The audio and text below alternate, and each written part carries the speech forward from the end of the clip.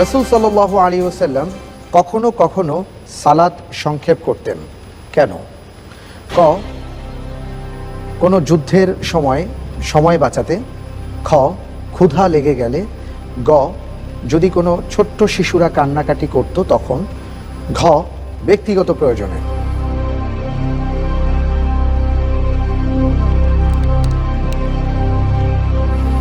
গ সিলেক্ট করছি, শিশুরা কান্না করলে। শিশুরা কান্না করলে। ঠিক আছে, আমরা তাহলে লক করে দেই। আপনি যেহেতু সাথে সাথেই বলে ফেলেছেন, বুঝতে পারছি খুব কনফিডেন্সের সাথেই বলেছেন। লক করে দেয়া হোক, শিশুরা কান্না করলে। উত্তরটি সঠিক হয়েছে। রাসূল সাল্লাল্লাহু আলাইহি ওয়াসাল্লাম সাধারণত কোন রঙের পাগড়ি ব্যবহার করতেন? ক, সবুজ। খ, লাল।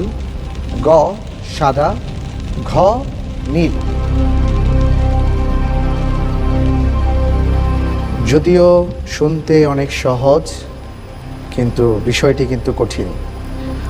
আমাদের আরেক প্রতিযোগী বন্ধু এমন একটি প্রশ্নের উত্তর দিতে গিয়েই কিন্তু হোঁচট খেয়েছিলেন। সবুজ না সাদা, সবুজ না সাদা।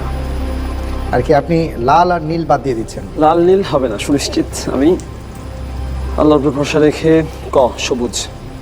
সবুজ জি লক করে দেব। জি লক করে দেয়া হোক, সবুজ।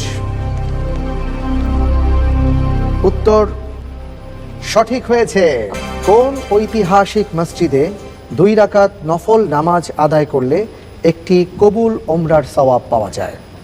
ক, মসজিদে হারাম। খ, মসজিদে নববী। গ, মসজিদে যুল কিবলাতাইন। ঘ, মসজিদে কোবা।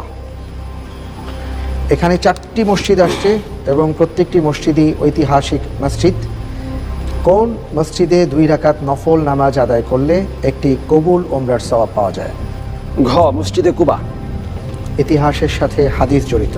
অবশ্যই হাদিসের উৎস থেকে ইতিহাসের সেই তথ্যটি নেওয়া হয়েছে। জি, আমাদের ভাই বলেছেন মসজিদে কোবা। লক করে দেয়া হোক। উত্তর সঠিক হয়েছে।